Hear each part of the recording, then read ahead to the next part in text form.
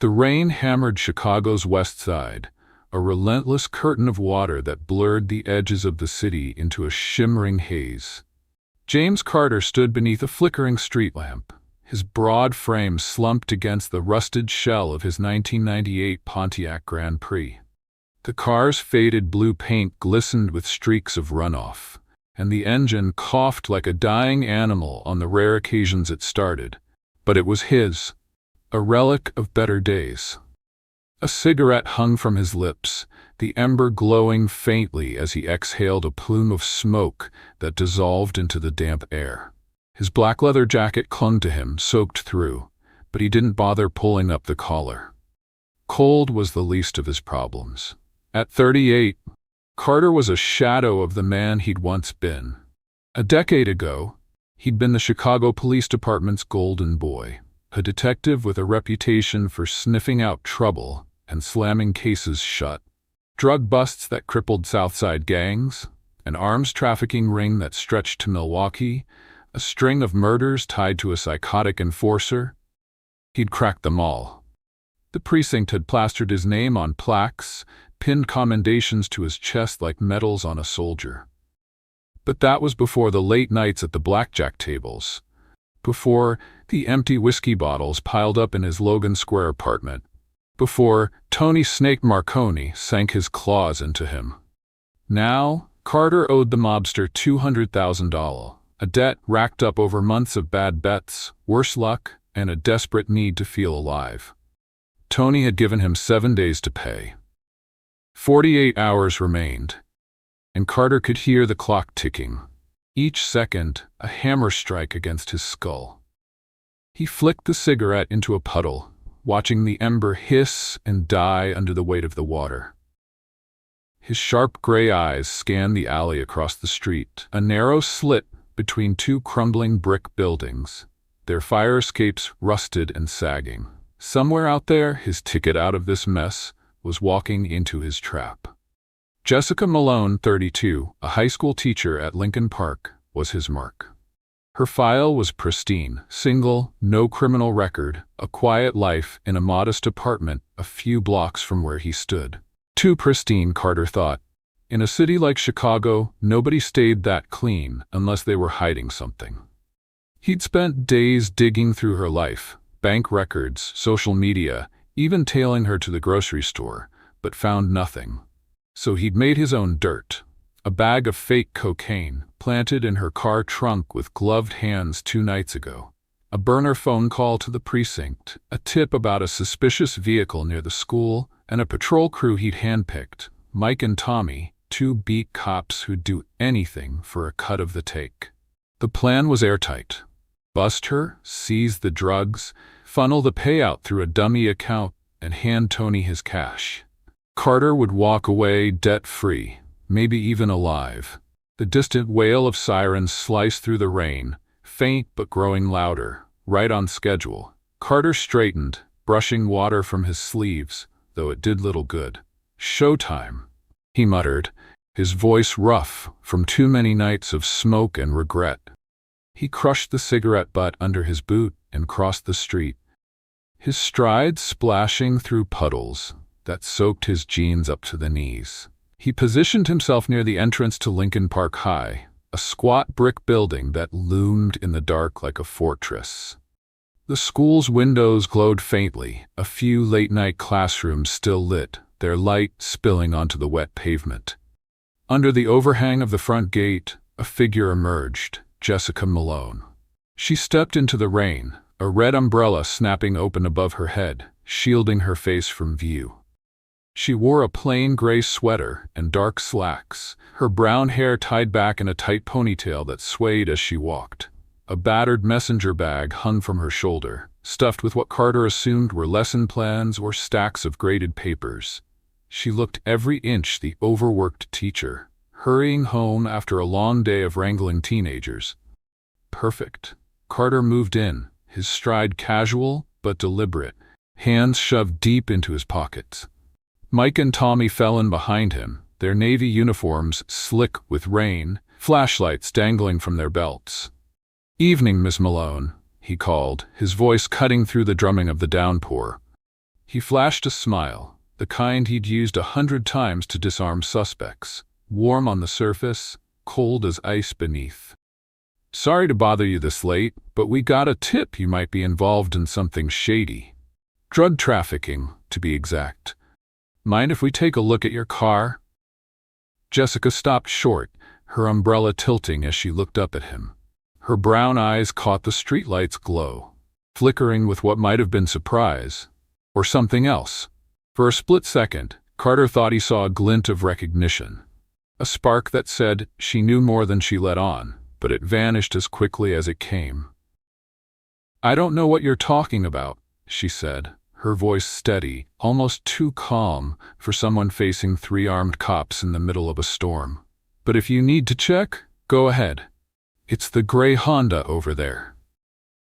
She nodded toward a parked sedan 20 feet away, its windows fogged from the damp, its tires half sunk in a puddle.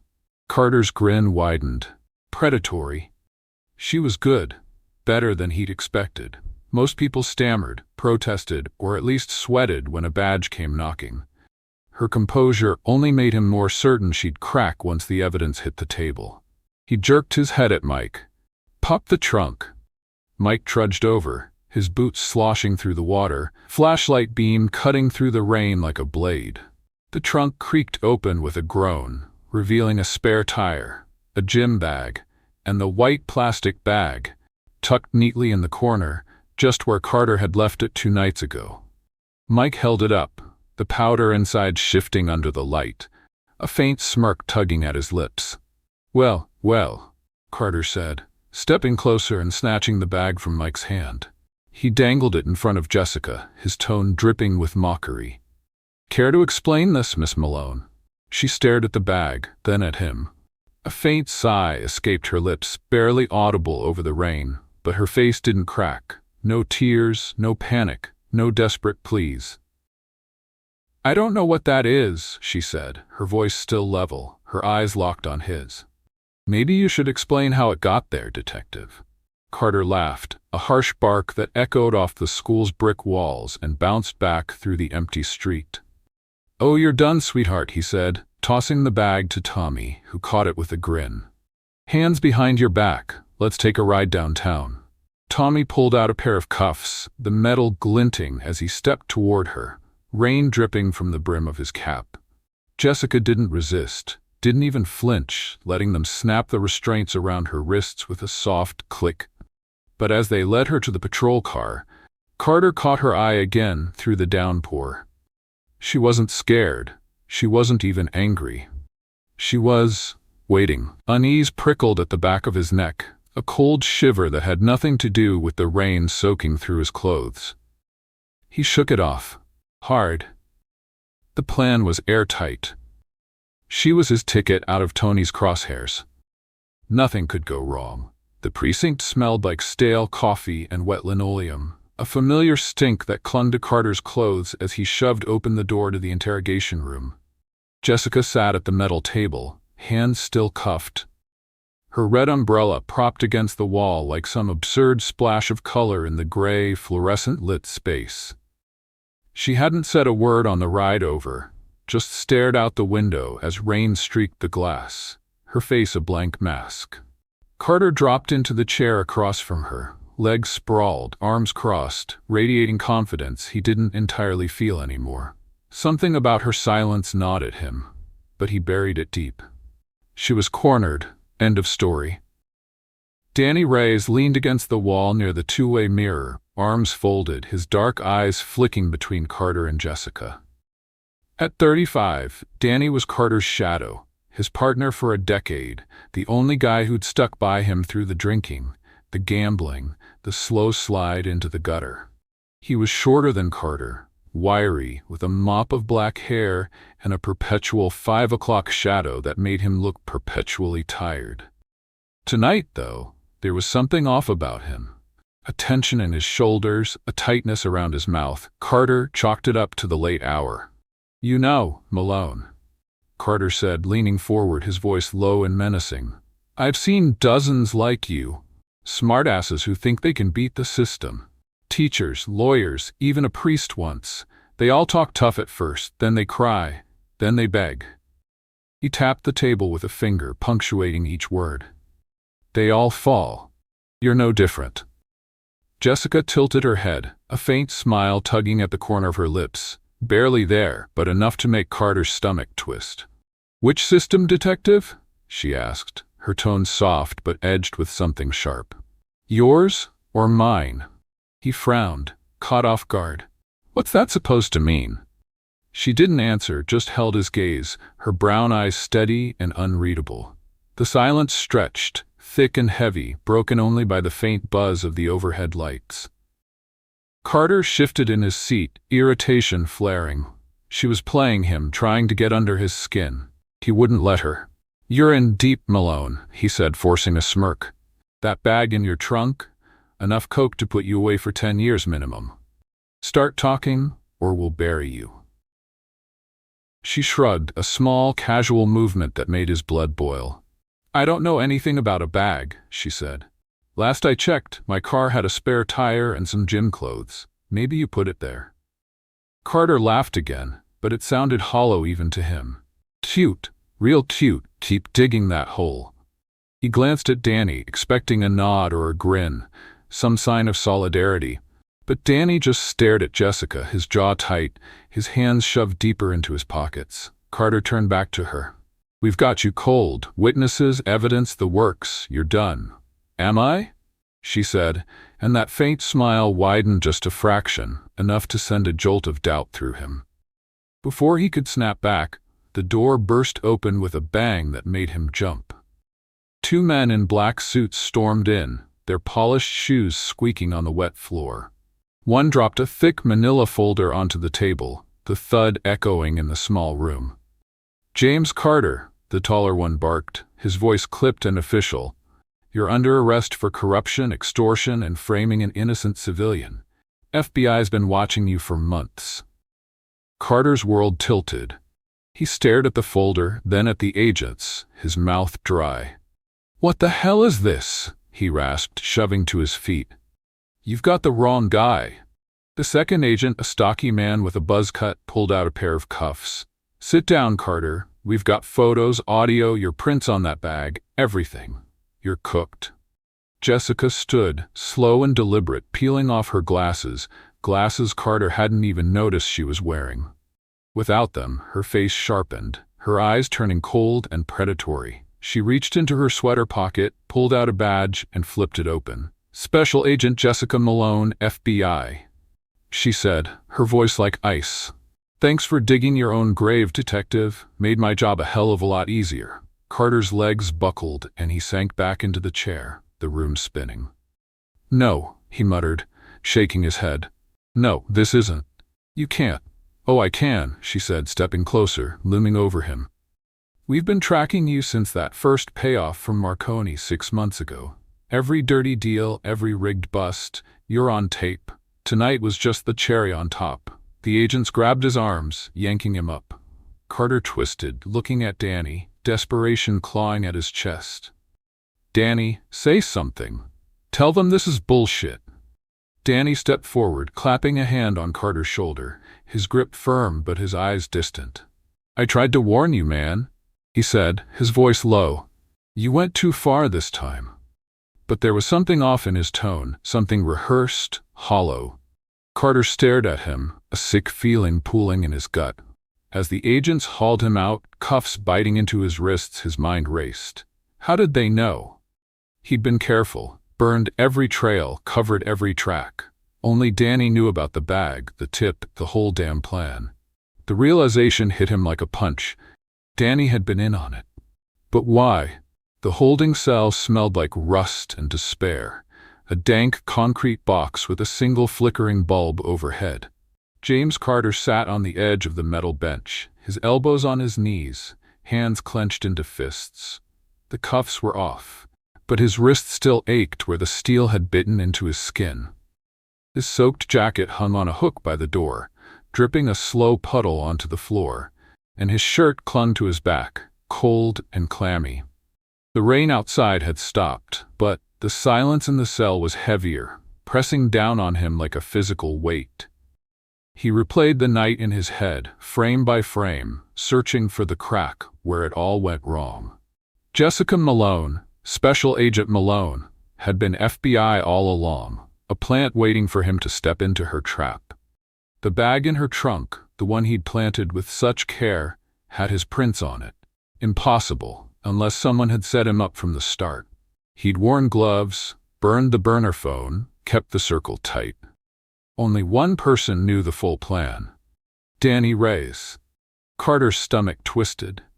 Danny, his partner for 10 years, the guy who'd pulled him out of bar fights and covered for him when internal affairs sniffed too close. Danny, who'd been in that interrogation room, watching with those unreadable eyes, saying all the right things, but doing nothing to stop the FBI from dragging him away. The more Carter thought about it, the more it fit. Danny had known about Tony Marconi, the debt, the desperation. He'd even suggested framing someone clean to make the bust stick, plant the idea in Carter's head like a seed. The cell door clanged open, and Carter's head snapped up. Danny stepped inside, his uniform traded for a plain black hoodie and jeans, hands shoved deep into his pockets. He looked smaller without the badge, less like the cocky cop Carter knew, and more like a stranger. "Hey man," Danny said, his voice soft, almost apologetic. "They let me see you before they ship you to county." Carter didn't move, just stared at him, his gray eyes hard as flint. "You gonna tell me what the hell's going on, Danny?" he asked, his voice low and rough. "Or are you just here to gloat?" Danny sighed, running a hand through his dark hair. "I tried to help you, James. I told you to ease off Marcone, to quit digging yourself deeper. You wouldn't listen." "Bullshit," Carter snapped, surging to his feet. The bench creaked under the sudden shift. "You knew about the bag. You knew I was setting her up. You're the only one who could have tipped them off." Danny took a step back, raising his hands like he was calming a wild animal. "Don't be paranoid, man. I didn't say a word. The FBI's been on you for months. Malone said it herself. They've got tapes, photos, everything. You slipped up somewhere. Not me." Carter advanced, closing the gap until he was inches from Danny's face. "I didn't slip up," he growled. "I was careful, burned every trail, covered every track. Only you knew the play. Look me in the eye and tell me you didn't sell me out." Danny met his gaze, but his eyes flickered, just for a second. A twitch that betrayed him. "I didn't," he said, but his voice cracked at the edges, too thin to hold the lie. He turned away, heading for the door. "I'll see what I can do, okay? Hang in there." "Tell me the truth," Carter roared, lunging forward, but the door slammed shut before he could reach it. The clang echoing in the small space. He pounded the metal with his fist, pain shooting up his arm, but he barely felt it. Danny was gone, and the truth was slipping through his fingers like sand. The next morning, a guard slid a tray under the door, stale bread and a lukewarm cup of coffee. But tucked beneath it was an envelope, unmarked, no stamp. Carter tore it open, his hands shaking. Inside was a USB drive and a scrap of paper with a single word scrawled in black ink. "Listen." He bribed the guard with a 20 he'd stashed in his sock, getting 5 minutes with a confiscated laptop from evidence lockup. He plugged in the drive and a grainy audio file loaded. Danny's voice crackled through the tiny speakers, low and conspiratorial. "Carter's done. He's taking the fall tonight. Malone's got him dead to rights. Wire me 50 grand, Tony. He's the perfect fall guy, and I'm clean." A second voice, Tony Marconi's, unmistakable with its gravelly rasp, replied, "You sure he won't talk?" Danny laughed. "He's got no proof. Just make the transfer." Carter's blood ran cold, then boiled over. He slammed the laptop shut, his breath coming in ragged gasps. Danny hadn't just sold him out. He'd cut a deal with Tony to pocket the drug money, 50 grand to stab Carter in the back and walk away smiling. But why? Danny wasn't the greedy type. Never had been. He'd turned down bribes Carter took without blinking, always playing the straight arrow. Something else was driving him. Something Carter couldn't see yet. He sank back onto the bench, the USB clutched in his fist. Danny was a traitor. But this wasn't the endgame. Someone had sent this recording, someone who wanted him to know. The trap was bigger than he'd thought, and he was still caught in it. 2 weeks later, Carter sat in a packed courtroom, the air thick with the hum of whispers and the rustle of papers. He wore an ill-fitting orange jumpsuit, his hands cuffed in front of him, his face unshaven and hollowed out from sleepless nights. The prosecution laid out their case like a butcher carving meat, photos of him taking cash from Tony's men, audio of him plotting the Malone bust, his fingerprints on the fake cocaine bag. Every piece was a nail in his coffin, and the jury ate it up, their eyes cold and judgmental. Jessica sat in the front row, dressed in a sharp black blazer, her FBI badge clipped to her waistband. She didn't look at him, just stared straight ahead, her face a mask of cool detachment. Carter wanted to hate her, but all he felt was a dull, gnawing dread. She'd played him from the start, and he danced right into her hands. His lawyer, a twitchy public defender named Harris, did his best, arguing sloppy evidence handling and chain of custody issues, but it was a losing fight. The FBI had him dead to rights, and Carter knew it. He'd all but given up when, midway through the trial, a man in a gray suit slipped into the courtroom, handed the judge a USB drive, and whispered something in his ear. "New evidence," the man said, loud enough for the room to hear. The judge, a stern woman with steel-gray hair, frowned but nodded. The courtroom's projector flickered to life and a video played. Jessica appeared on screen, sitting in a dimly lit room, her face tense as she spoke into a phone. "Carter has to pay," she said, her voice low and fierce. "He's just like the bastard who killed Michael, another dirty cop who thinks he's untouchable. I don't care if I have to bend the rules, he's going down." The call ended, and the screen went black. The room erupted, gasps and murmurs rippling through the crowd. Carter's head snapped up, his heart pounding. "Michael? Who the hell was Michael?" Harris leapt to his feet, jabbing a finger at the screen. "This proves bias," he shouted. "Agent Malone had a personal vendetta. She manipulated this entire case. My client's been railroaded." Jessica stood, her movements slow and deliberate, her eyes locking onto the judge. "I don't deny it," she said, her voice cutting through the chaos like a blade. "Michael was my brother. 8 years ago, a corrupt cop named Daniel Voss took a bribe to let a drug runner walk. That runner killed Michael in a hit-and-run 2 days later. Voss got a slap on the wrist, and I got a grave to visit." She paused, her jaw tightening. Carter's cut from the same cloth, bribes, setups, ruining lives. "I joined the FBI to stop men like him. Everything I did was built on his crimes. He trapped himself." The judge banged her gavel, silencing the room. "Order," she snapped. "The court will consider this, but the evidence against Mr. Carter stands on its own merit." Carter barely heard the rest: testimony, objections, the closing arguments. His mind spun with Jessica's words. She wasn't just an agent, she was a hunter. And he was her prey, not because of justice, but revenge. It didn't change the facts, though. The jury came back after 3 hours, guilty on all counts. The judge sentenced him to 25 years, her voice a hammer dropping. As they let him out, Carter glanced at Jessica.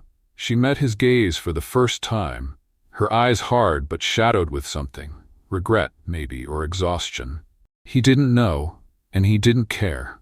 She'd won, but he wasn't done fighting. Not yet. Cook County Jail was a gray maze of steel and concrete, and Carter's cell was a 6x8 coffin with a slit for a window. He sat on the thin mattress, staring at the wall, the USB from Danny's betrayal still tucked in his jumpsuit pocket. He'd lost everything, his badge, his freedom, his life, but the pieces didn't fit. Danny's deal with Tony, Jessica's vendetta, there was more. A thread he couldn't grasp. A week into his sentence, a guard slipped an unmarked envelope under his door. Carter tore it open, finding a single photo and a note. The photo showed Danny and Jessica in a coffee shop, heads bent close, dated 2 months before the bust. The note read, in jagged handwriting, "She knew everything from the start." Carter's breath caught. He stared at the image, the truth clicking into place like a gun chambering around. Jessica hadn't just baited him. She'd orchestrated it all. She'd known about his debt, his desperation, his ties to Tony. She'd fed Danny the idea to double-cross him, planted the seeds of betrayal, turned his best friend into her pawn while Danny thought he was playing both sides. The prints on the bag, the FBI's perfect timing. It wasn't luck. It was her. He crumpled the photo, his hands shaking. Jessica had used him to settle a score, and Danny to tie the knot. She'd walked away clean, leaving him to rot and Danny to think he'd won. Outside Chicago, Jessica climbed into a black SUV, her badge left behind in a desk drawer. She'd shed Malone like a second skin, her real name, Sarah Kendrick, waiting for her in a new city, a new mission. Her brother's ghost lingered in her reflection, but so did Carter's face, hollow and broken. She'd won, but the weight of it pressed on her chest, a quiet ache she couldn't shake. Danny, meanwhile, sat in Tony's old office, a glass of bourbon in hand, counting stacks of cash. He'd outplayed Carter, outlasted Tony, king of the hill at last. He smirked, oblivious to the shadow moving outside his door, the glint of a blade in the dark. Jessica's trap had closed on Carter, but Danny's was still tightening, and he'd never see it coming. Carter leaned back against the cell wall, the photo smoothed out beside him. He was down, but not out. Someone had sent this. Someone who knew the game wasn't over. He'd find them, and when he did, he'd turn the trap back on them all.